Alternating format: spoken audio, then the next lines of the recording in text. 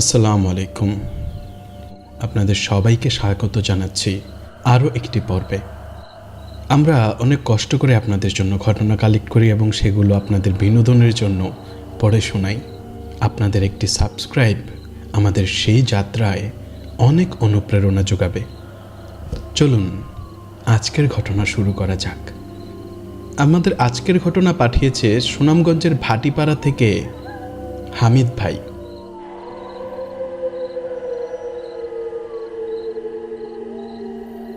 আমাদের এই বনু গাঁয়ে, যেখানে এখনো সন্ধ্যা নামলে ঝিঝি পোকার ডাক আর শেয়ালের হাঁক শোনা যায়, যেখানে বিদ্যুতের আলো পৌঁছালেও মাটির ঘরে হারিকেনের কাঁপা কাঁপা শিখা যেন এক অন্য জগতের গল্প বলে, সেখানে এমন কিছু ঘটনা ঘটে যা শুধু শোনা যায় কিন্তু কেউ দেখতে পায় না।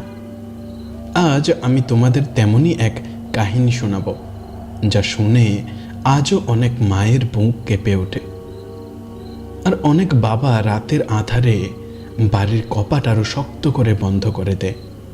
এ কাহিনী নওশাদের, আমাদেরই গায়ের এক সহজ সরল ছেলের।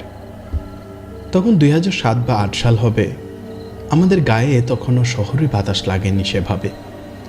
কাদামাটির রাস্তা, বাঁশের সাঁকো আর ক্ষেতের আলে আলপনার মতো ফুটে থাকা সবুজ ধানের চারা, এই ছিল আমাদের জগৎ।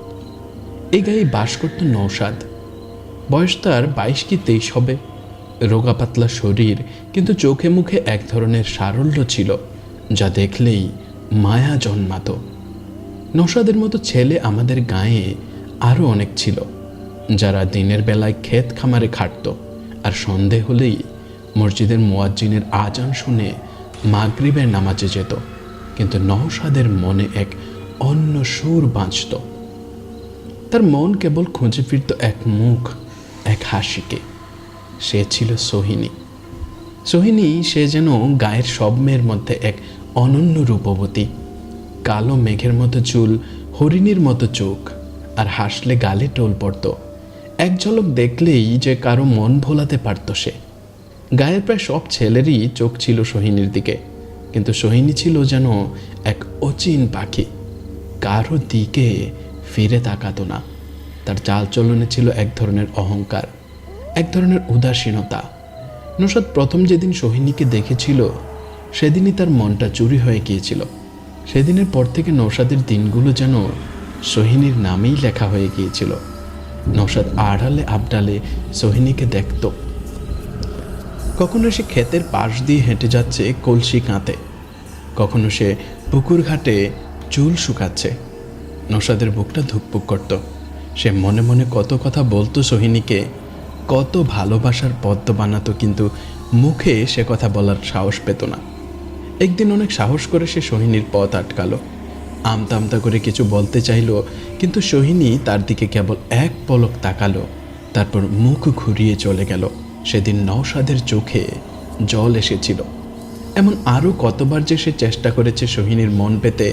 কখনো দুটো শাপলা ফুল নিয়ে গেছে, কখনো বা নদীর পাড় থেকে কুড়িয়ে আনা রঙিন নুড়ি পাথর, কিন্তু সোহিনী সবসময়ই তাকে ফিরিয়ে দিয়েছে। তার চোখে মুখে ছিল এক ধরনের অবজ্ঞা, যেন নওশাদের মতো এক সামান্য ছেলের ভালোবাসা তার কাছে মূল্যহীন। নওশাদের মনটা ধীরে ধীরে আরও ভারাক্রান্ত হয়ে উঠল। রাতে তার ঘুম আসতো না। সোহিনীর মুখটা তার চোখের সামনে ভাসত, আর তার প্রত্যাখ্যানের কষ্টটা যেন কাঁটার মতো বিদ্ধ তার বুকের ভেতর। সে বুঝতে পারছিল না সে কী করবে। তার বন্ধুদের কাছে সে তার মনের কথা বলতো না, কারণ ভয় পেত তারা হাসাহাসি করবে। তার বাবা মা তাকে দেখলেই বলতেন, কিরে নওশাদ, আজকাল তোকে কেমন উদাস উদাস দেখায়, শরীর খারাপ নাকি? নওশাদ কেবল মাথা নাড়ত। সে জানতো তার শরীরের নয়, মনের অসুখ। এমন একটা অসুখ যার কোনো দাওয়াই তার জানা ছিল না। দিন যতই যাচ্ছিল নওশাদের হতাশা তত বাড়ছিল। তার খাওয়া ঘুম সব যেন চলে গিয়েছিল। সে কেবল একভাবে তাকিয়ে থাকত দূর পানে, যেখানে সোহিনীর বাড়ি। তার মনে তখন কেবল একটাই প্রশ্ন, কিভাবে সোহিনীকে পাওয়া যায়, কিভাবে তার মন জয় করা যায়। এই প্রশ্নটাই তাকে ধীরে ধীরে ঠেলে দিচ্ছিল এক অন্ধকার পথের দিকে। যে পথের ঠিকানা কেবল আমাদের গাঁয়ের সবচেয়ে রহস্যময় মানুষটার জানা ছিল। আমাদের গাঁয়ের শেষ প্রান্তে শ্মশানের কাছেই এক পুরনো বটগাছের নিচে ছিল বাবা রতনের আস্তানা। তাকে নিয়ে গাঁয়ের মানুষের মনে ছিল এক অদ্ভুত ভয় আর শ্রদ্ধা মেশানো অনুভূতি। কেউ তাকে বলতো জাদুকর, কেউ বলতো তান্ত্রিক, আবার কেউ বা ফিসফিস করে বলতো সে নাকি কালো জাদু জানে। তার চেহারা ছিল যেমন অদ্ভুত, তেমনি তার চালচলনও। লম্বা চুল, আলুথালু দাড়ি, চোখগুলো যেন সবসময় রক্তবর্ণ। তার পরনে থাকতো কালো পোশাক আর গলায় থাকতো রুদ্রাক্ষের মালা। গায়ের মানুষ তাকে সচরাচর দেখতো না। সে নিজের আস্তানায় বসে থাকতো, আর যখনই কারো কোনো বিপদ আসতো বড়, তখন তারা বাবা রতনের কাছে যেত। বাবা রতনের কাছে যাওয়ার সাহস সবার ছিল না, কারণ লোকে বলতো তার কাছে গেলে নাকি ফল হয়, কিন্তু তার জন্য অনেক বড় মূল্য চুকাতে হয়। কি সেই মূল্য তা অবশ্য কেউ পরিষ্কার করে বলতো না, শুধু বলতো বাবা রতন যা চায় তাই দিতে হয়। এইসব কথা নওশাদও শুনেছিল। প্রথম সে এসব বিশ্বাস করতো না, কিন্তু যখন সোহিনীকে পাওয়ার সব আশা তার মন থেকে চলে যেতে লাগলো, তখন তার মনে এই বাবা রতনের কথাটাই ঘুরপাক খেতে শুরু করলো। এক গভীর রাতে যখন চারদিক নিস্তব্ধ, শুধু ঝিঝি পোকার ডাক শোনা যাচ্ছে, নওশাদ তার বিছানায় শুয়ে এপাশ ওপাশ করছিল। সোহিনীর প্রত্যাখ্যানের কষ্টটা তখনও তাকে কুরে কুরে খাচ্ছিল। হঠাৎ তার মনে হলো বাবা রতনের কাছে গেলে যদি কোনো উপায় হয়, যদি সে কোনোভাবে সোহিনীর মন জয় করতে পারে। এই চিন্তাটা তার মনে একবার ঢোকার পর আর বেরোতে চাইল না। ভয়ে তার বুক কেঁপে উঠল, কারণ সে জানতো বাবা রতনের কাছে যাওয়া মানে এক অজানা বিপদের দিকে পা বাড়ানো। কিন্তু ভালোবাসার টানে, সোহিনীকে পাওয়ার প্রবল ইচ্ছায় সে সব ভয়কে তুচ্ছ করতে প্রস্তুত ছিল। পরের দিন সকালে যখন সূর্য সবেমাত্র উঠেছে, নওশাদ কাউকে কিছু না বলে বেরিয়ে পড়ল। তার মনে এক চাপা উত্তেজনা, এক অজানা ভয়। সে সোজা পথ ধরল গায়ের শেষ প্রান্তের দিকে, যেখানে সেই পুরনো বটগাছ আর বাবা রতনের আস্তানা। পথ চলতে চলতে তার গা ছমছম করছিল। শ্মশানটা তখনও দূর থেকে দেখা যাচ্ছিল। কেমন যেন একটা শীতল হাওয়া বইছিল, যেন প্রকৃতির প্রতিটি কণা তাকে সতর্ক করছিল। অবশেষে সে পৌঁছালো বাবা রতনের আস্তানায়। বটগাছ বিশাল, তার ঝুড়িগুলো নেমে এসেছে মাটি ছুঁয়ে। গাছটার নিচে একটা ছোট মাটির ঘর, তার সামনে একটা যজ্ঞের বেদি। ঘরের ভেতর থেকে এক ধরনের ধোঁয়ার গন্ধ আসছিল, আর কানে আসছিল কিছু অস্পষ্ট মন্ত্রপাঠের সুর। নওশাদের পা কাঁপছিল। অনেক সাহস সঞ্চয় করে সে ঘরের দরজায় টোকা দিল। ভেতর থেকে এক গভীর কণ্ঠস্বর ভেসে এলো। কে? নওশাদ ধীরে ধীরে ভেতরে প্রবেশ করল। ঘরের ভেতরটা অন্ধকার, কেবল একটা ছোট প্রদীপের আলোয় বাবা রতনের মুখটা আবছা দেখা যাচ্ছিল। তার চোখ দুটো যেন জ্বলছে। নওশাদকে দেখেই বাবা রতন এক অদ্ভুত হাসি হাসলেন।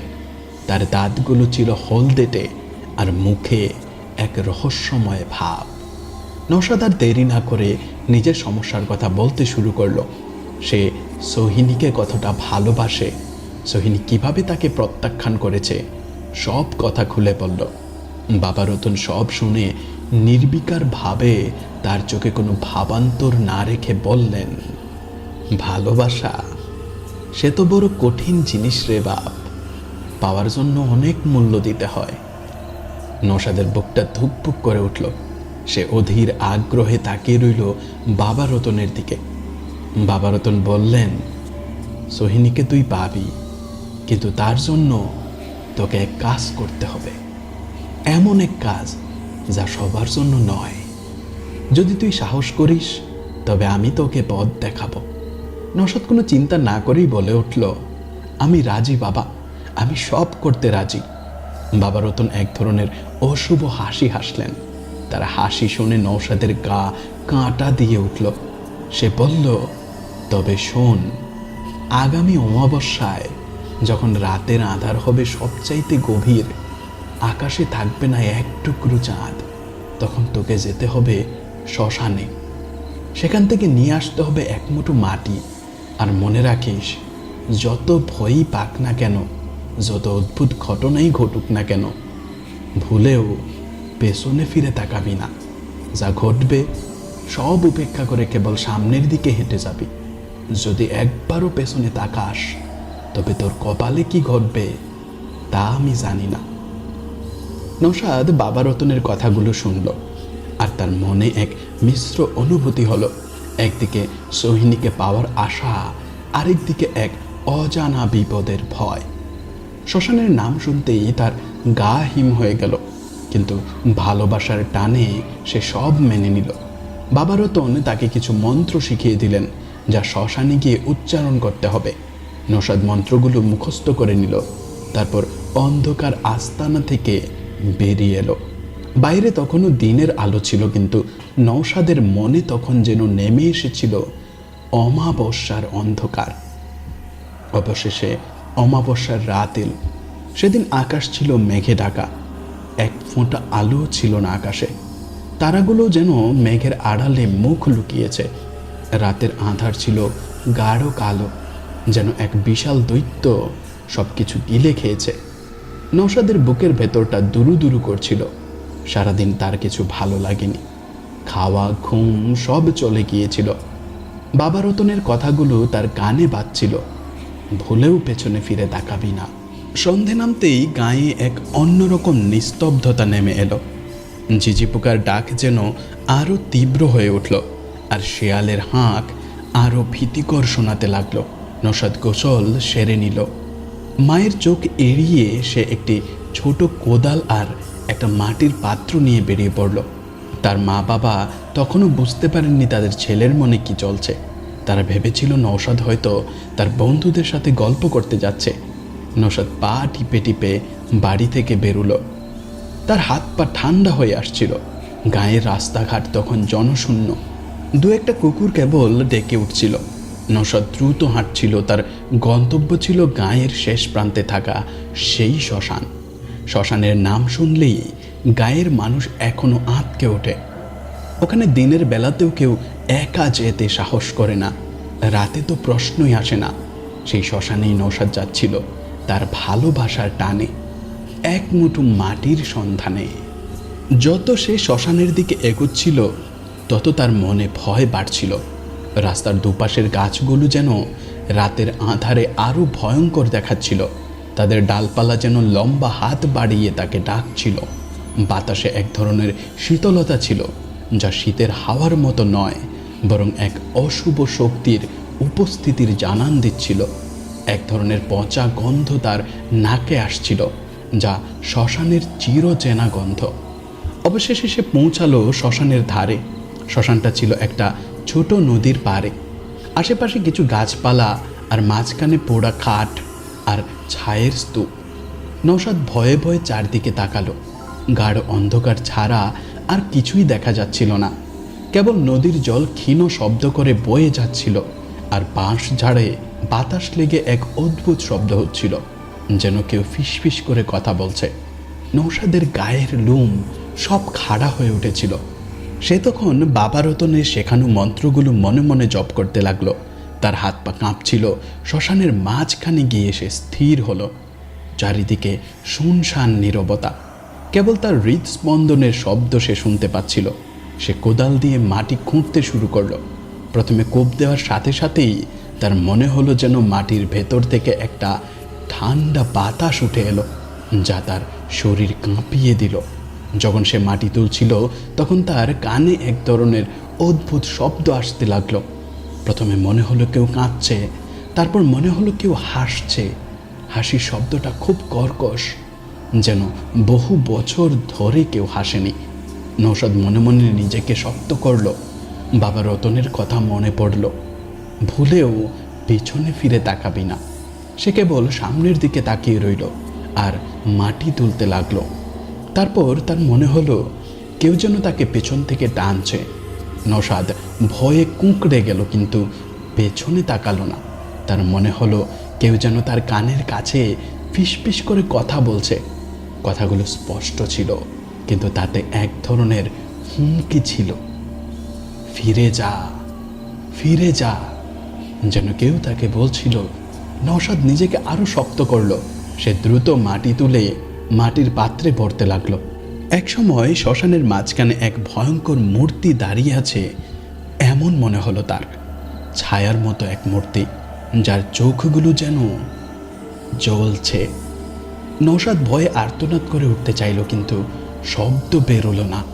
তার সারা শরীর ঘামে ভিজে গেল, হাত থেকে কোদালটা পড়ে গেল। সে দ্রুত পাত্রে মাটি ভরে নিয়ে হাঁটা শুরু করলো। তার একমাত্র লক্ষ্য ছিল শ্মশান থেকে যত তাড়াতাড়ি সম্ভব বেরিয়ে যাওয়া। কিন্তু ঠিক তখনই সে অনুভব করলো তার কাঁধে এক শীতল হাতের স্পর্শ, যেন কেউ তাকে ধরে টেনে ধরল। নওশাদ আর নিজেকে সামলাতে পারল না। তার মস্তিষ্কের সব যুক্তি হারিয়ে গেল। সে ভয়ে চিৎকার করে পেছনে ফিরে তাকালো। পেছনে তাকানোর সাথে সাথেই তার চোখে পড়ল এক ভয়াবহ দৃশ্য। সে দেখল এক অশরীরী ছায়া তার ঠিক পেছনে দাঁড়িয়ে আছে। ছায়াটার চোখ দুটো ছিল অগ্নিশিখার মতো জ্বলন্ত, আর তার মুখটা ছিল বিকৃত, যেন বহু বছরের পুরনো এক আর্তনাদ তার মুখে আটকে আছে। নওশাদ আর কিছুই দেখতে পেল না। তার শরীর অবশ হয়ে গেল। তার হাতে থাকা মাটির পাত্রটি ছিটকে পড়ল। সে মাটিতে লুটিয়ে পড়ল, জ্ঞান হারালো। তার কানে কেবল বাজছিল বাবা রতনের কথা, যদি একবারও পেছনে তাকাস তবে তোর কপালে কি ঘটবে তা আমি জানি না। অমাবস্যার রাত আরো গভীর হলো, আর শ্মশানের নিস্তব্ধতা যেন নওশাদের অবচেতন দেহকে গিলে ফেলল। সূর্যের প্রথম আলো যখন গায়ের কাছে পাতায় এসে পড়ল, তখন কিছু লোক নদীর পাড়ে যাচ্ছিল মাছ ধরতে। তাদের চোখ পড়ল শ্মশানের দিকে। তারা দেখল শ্মশানের মাঝখানে কে যেন শুয়ে আছে। কাছে গিয়ে তারা চমকে উঠল। আরে নওশাদ না! তার শরীর ঠান্ডা, মুখটা বিবর্ণ, আর চোখ দুটো খোলা, কিন্তু তাতে কোনো দৃষ্টি নেই। তার পাশেই পড়ে আছে ভাঙা মাটির পাত্র, আর চারদিকে ছড়িয়ে ছিটিয়ে আছে শ্মশানের মাটি। গ্রামের লোকেরা তাড়াতাড়ি নওশাদকে তুলে নিয়ে এলো। তার বাবা মা খবর পেয়ে ছুটে এলেন। নওশাদের এই অবস্থা দেখে তারা হাউমাউ করে কেঁদে উঠলেন। গ্রামবাসীরা তাকে বাড়িতে নিয়ে এলো। তার জ্ঞান ফিরছিল না। গ্রামের ওঝা এলো, কবিরাজ এলো, কিন্তু কেউ কিছু করতে পারল না। নওশাদ কেবল শুয়েই রইল, যেন এক জীবন্ত লাশ। 3 দিন পর নওশাদের জ্ঞান ফিরল, কিন্তু সে ছিল অন্য এক নওশাদ। তার চোখ দুটি ছিল গভীর, তাতে এক ধরনের শূন্যতা। সে কথা বলতো না, কেবল ফেল ফেল করে তাকিয়ে থাকতো। তার শরীরটা আরো রোগা হয়ে গেছে, আর মুখটা ফ্যাকাশে। সে কোনো খাবার খেতে চাইতো না, শুধু জল পান করত, তাও খুব কম। নওশাদের এই পরিবর্তন দেখে তার বাবা মা, ভাই বোন সবাই চিন্তিত হয়ে পড়ল। তারা বুঝতে পারছিল না কি হয়েছে তার। নওশাদ যখন রাতে ঘুমতো, তখন সে অদ্ভুতভাবে প্রলাপ বকত। অস্পষ্ট শব্দ, অজানা ভাষা, আর মাঝে মাঝে বুক ফাটা আর্তনাদ। তার ঘরে নাকি মাঝে মাঝে অদ্ভুত শব্দ শোনা যেত, যেন কেউ ফিসফিস করছে। তার চোখ দুটো রাতের বেলা জল জল করত, আর সে নিজের অজান্তেই উঠে ঘরের চারদিকে হাঁটত। একদিন খেতে বসে সে হঠাৎ খাবারের দিকে তাকিয়ে আগুন আগুন বলে চিৎকার করতে লাগলো। তার মা এসে বললেন, কি হয়েছে নওশাদ? সে মাকে জড়িয়ে ধরে বলতে লাগলো, মা, থালায় শ্মশানের আগুন, শ্মশানের আগুন বলে সে চিৎকার করতে লাগলো এবং কাঁদতে লাগলো। আরেকদিন রাতের বেলায় প্রায় 3টার দিকে সে ভয়ানক চিৎকার থেকে ঘুম থেকে জেগে ওঠে। সবাই তার কাছে গেলে সে বলতে থাকে, আমি ছায়ের উপর কেন? আমি শ্মশানের ছায়ের উপর শুয়ে আছি কেন? আমি মানুষের পোড়ার ছায়ের উপর কেন শুয়ে আছি? এভাবে দিন দিন তার অবস্থা খারাপ হতে লাগলো। গায়ের মানুষ এই খবর শুনে বলা বলি শুরু করলো। কেউ বলল নওশাদের উপর শ্মশানের ভূত ভর করেছে, কেউ বলল বাবা রতনের কালো জাদুর ফল, আবার কেউ বলল সে পাগল হয়ে গেছে। নওশাদের বাবা মা তাকে নিয়ে অনেক ওঝা দেখালেন, অনেক ঝাড়ফুঁক করালেন, কিন্তু কোনো কিছুতেই নওশাদের অবস্থার উন্নতি হলো না। বরং দিন দিন সে আরও পাল্টে যাচ্ছিল। তার চোখগুলো দেখে মনে হতো যেন কোনো অদৃশ্য কিছুর দিকে সারাক্ষণ তাকিয়ে আছে। সে যেন এক অচেনা পৃথিবীতে বাস করছে, যেখানে আমরা কেউ প্রবেশ করতে পারছিলাম না। সোহিনী এই খবর শুনেছিল। তার মনে এক ধরনের অপরাধ বোধ জন্মালো। সে জানতো নওশাদের এই অবস্থার জন্য সেও কিছুটা দায়ী। নওশাদ তাকে ভালোবাসত আর সে তাকে প্রত্যাখ্যান করেছিল। এমনকি সে নিজেই নওশাদের প্রতি তার অবসেশন থেকে মুক্তি পেতে বাবা রতনের কাছে গিয়েছিল। বাবা রতন তাকে কিছু তাবিজ দিয়েছিলেন আর বলেছিলেন নওশাদ আর তাকে বিরক্ত করবে না। সোহিনী তখন বুঝতে পারেনি যে তার এই কাজের ফল এতটা ভয়াবহ হতে পারে। নওশাদের এই অবস্থা দেখে সোহিনীর মনে এক অজানা ভয় ঢুকে গেল। সে বারবার ভাবছিল, যদি সে নওশাদকে এমনভাবে ফিরিয়ে না দিত তাহলে হয়তো এসব ঘটত না। নওশাদের বাড়িতে অশুভ ছায়া নামল। তাই সোহিনী মনে মনে স্থির করল সে বাবা রতনের কাছে আবার যাবে। হয়তো বাবা রতনই নওশাদকে সুস্থ করার কোনো উপায় বলতে পারবেন। একদিন সবার অগোচরে সে বাবা রতনের আস্তানার দিকে রওনা হলো। তার মনে এক চাপা ভয় আর অস্থিরতা। বাবা রতন যখন সোহিনীকে দেখলেন তখন তার চোখে এক অশুভ হাসি ফুটে উঠল। সোহিনী তার কাছে নওশাদের সমস্যার কথা বলল। বাবা রতন সব শুনলেন আর তারপর বললেন, আমি তো আগেই বলেছিলাম পেছনে তাকালে কি হয়। নওশাদ এখন একা নাই, তার সাথে শ্মশানের এক আত্মা যুক্ত হয়েছে। সোহিনী জিজ্ঞাসা করল, তাহলে এখন উপায় কি বাবা? বাবা রতন বললেন, উপায় আছে, কিন্তু তার জন্য তোকে একটা কাজ করতে হবে। সোহিনীর বুকটা থক করে উঠল। বাবা রতন বললেন, নওশাদের সাথে যে আত্মা আছে সে তোকে চায়। তুই যদি নওশাদের সাথে বিয়েতে রাজি হোস তবে হয়তো সেই আত্মা শান্ত হতে পারে। সোহিনী হতভম্ব হয়ে গেল। এ কি শুনছে সে? নওশাদকে সে ভালোবাসে না, আর এখন এই মৃতপ্রায় নওশাদকেই বিয়ে করতে হবে। তার মন বিদ্রোহ করে উঠল। কিন্তু বাবা রতন বললেন, যদি তুই রাজি না হোস তবে নওশাদ বাঁচবে না। আর শুধু তাই নয়, সেই আত্মা তোকেও ছাড়বে না। সে তোর পিছু নেবে আর তোর জীবনও নরকে পরিণত করবে। সোহিনীর গা কাঁটা দিয়ে উঠল। সে তখন বুঝতে পারল যে এক ভয়ঙ্কর ফাঁদে সে আটকা পড়ে গেছে। তার অবজ্ঞার জন্য, তার অহংকারের জন্য আজ নওশাদের এই অবস্থা। আর এখন তাকে সেই নওশাদকে গ্রহণ করতে হবে যার ভেতরে হয়তো এক অশরীরী আত্মা বাসা বেঁধেছে। সোহিনী বাবা রতনের কথা শুনে কোনো সিদ্ধান্ত নিতে পারল না। সে মাথা নিচু করে আস্তানা থেকে বেরিয়ে এলো। তার মনে তখন এক ভয়ঙ্কর ঝড় বয়ে যাচ্ছিল। একদিন রাতে হঠাৎ নওশাদের শরীরটা অনেক বেশি খারাপ হলো। তার শ্বাস নিতে কষ্ট হচ্ছিল। তার মা ছুটে এলেন।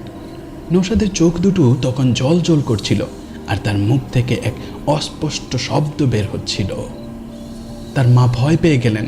তার বাবা দ্রুত ডাক্তারকে ডেকে আনলেন, কিন্তু ডাক্তার এসে বললেন ওর হাতে আর সময় নাই। ঠিক তখনই নওশাদের চোখ দুটো যেন আরো বড় হয়ে গেল। তার শরীরটা হঠাৎ উঠে বসলো বিছানায়। তার মুখটা বীভৎস দেখাচ্ছিল।